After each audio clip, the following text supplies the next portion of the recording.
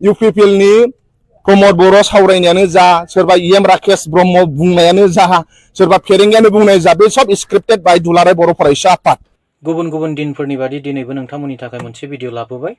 आसा खालामो नोंथांमोना भिडिअखौ जोबजासिम नायलांगोन आरो भिडिअखौ नायनानै नोंनि थार मोन्दांथिजों कमेन्ट खालामनो दाबाव आरो भिडिअखौ जुदि मोजां मोनदोंबा चेनेलखौ साबस्क्राइब खालामदो आरो लोगोसे शेयार खालामनानै होबानो जाबाय। बाथ्राया जाहैबाय बे साननै सानथामसोनि गेजेराव एबसुनि आफादगिरि दिपेन बर'नि जिहेतु भाइरेल कल रेकर्ड बेखौ लानानैनो गोबां सावरायबाय थानाय जादों ससियेल मिडियानि गेजेराव, माब्लाबा फेसबुकआव माब्लाबा इउटुबाव निस्सय नोंथांमोना नुखाबाय। दा बिनि गेजेरावनो आङो मोननैसो भिडिअ क्लिपखौ नोंथांमोननो होनो नागिरदों आरो बेजों लोगोसे बाथ्राया जाहैबाय थारैनो जुदि एबसुनि दैदेनगिरिया बेबायदि बाथ्रा बुंमारदोंब्ला जोङो माबोरै खौसे जानो हागोन आरो जोङो जोंनि थांखिसिम माबोरै सहैनो हागोन, आं गिबियाव बेखौसो सिन्था खालामग्रोबाय। दा दिपेन बर' सारा बुंदों जे बियो हयथ' नङा, माने आथिखालाव कम्पिउटारनि जुग, आर्टिफिशियेलनि जुग, निस्सय इडिट खालामदों जानो हागौ बेफोरबायदि होननानै दिपेन बर' सारा माखासे बाथ्रा बुंदों। आरो बेजों लोगोसेयैनो दिपेन बर' सारनि जितु कल रेकर्डिं बे रेकर्डिंनि सायाव कास्टम बसुमतारी आरो बिक्रम दैमारी बिथां सानैया जोबोद दुखु गोनां आरो गोथौ बाथ्रा बुंदों।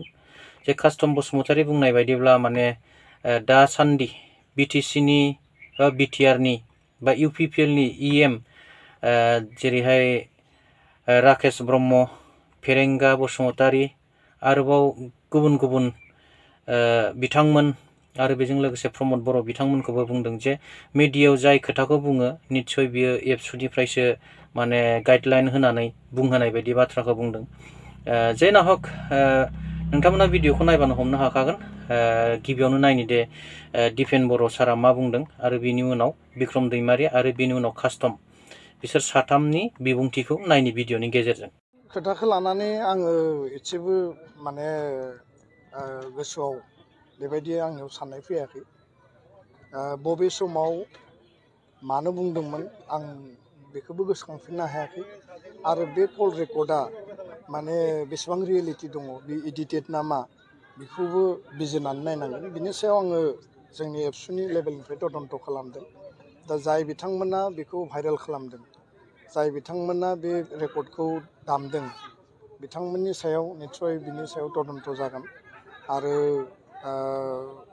मा उद्देश्य लानानै मा थांखि लानानै बिथांमोना खालामदों बिनि सायावबो नोजोर बोनांगोन। दिनै दुलाराय बर' फरायसानि दैदेनगिरि आफादगिरि बिथांमोना माबोरै बुंनो हायो मुगैथाव, गिथाव बाथाव, डेन्जार खोथाफोरखौ खौरां बिजोंनि गेजेरजों माबोरै बुंनो हायो, नङा होमबा? माबोरै बुंनो हायो? दिनै दाय गैयै सुबुंखौबो दाय फोनांनानै आयेननि खाथियाव, सरकारनि नोजोराव, रायजोनि गेजेराव गाज्रि खालामनांगौ, हमजा होनांगौ, तदन्त खालामनांगौ होननानै सासे बर'नि लिडारखौ बेबायदि बुं होनलायनाय फोरोंनानै सोरबा राजखान्थि हान्जानि दैदेनगिरिखौ फोरोंनो माबोरै हायो, नङा होमबा? माबोरै हायो बेखौ दिनै बर'नि दैदेनगिरिफोरा? बेखौथ' जों दिनै एबसुखौ बुंनो ना बा मानगोनां दिपेन बर' सार बिथांखौबो बुंनो? दुलाराय बर' फरायसा आफादनि जि मैखोम बिथांजों जे सावरायनाय जे कनभारजेसन आंबो खोनादों, जे मैखोमखौ जेरैबायदि इन्स्टिगेट खालामहरदों, इन्सट्राक्सन हरदों, UPPL-नि EM फेरेंगा आदा बिथांखौ इन्सट्राक्सन हरदों जे दिनै जों साननानै लायो होमब्ला UPPL-नि प्रमद बर' सावरायनायानो जा सोरबा EM राकेश ब्रह्म बुंनायानो जा सोरबा फेरेंगायानो बुंनाय जा बे सब स्क्रिप्टेड बाय दुलाराय बर' फरायसा आफाद।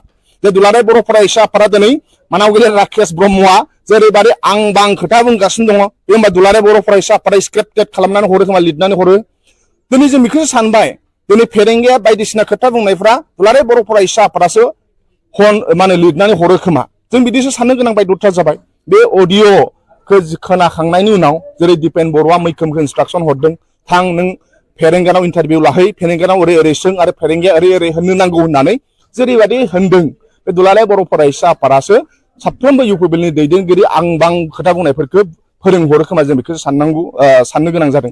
दा आं लाजिथावथाव मोनदों दुलाराय बर' फरायसा आफादनि सियाराव जिरायनानै बेफोरबायदि खोथा बुंनो नाङामोन। बे दुर्ग बायगजनाव उपेन्द्रनाथ ब्रह्मआ सोरगोनिफ्राय हयथ' दुखु मोनदों खोमा गावनि उपेन्द्रनाथ ब्रह्म जिरायनाय सियाराव जिरायनानै दिनै बर' हारिखौ गावस्रानाय जेरै उपेन्द्रनाथ ब्रह्मआ बर' हारिया खौसे जानो नांगौ मुलुगनि बर'फ्रा मा होनो जौगासारनो नांगौ बुहुमनि बर'फोर खौसे जा होननानै बड'फाया बुंदों नाथाय दिपेन बर'आ गावस्रानांगौ होननानै खोथा बुंदों। बे मा होनो बे लाजिथावथाव बाथ्रा आरो बेखौ जों लुबैयो दुलाराय बर' फरायसा आफादा सावरायनानै बेखौ एक्सन लाथों आरो कनस्टिटिउसननि जुदि बेरेखा जादोंब्ला बेखौ दुलाराय बर' फरायसा आफादा गावसोर सावरायनानै एक्सन लाथों आरो दुलाराय बर' फरायसा आफादनि मा होनो आखुआ बेबादि जानो नाङा बेखौ जोङो गोथौ दुखु मोननाय जादों।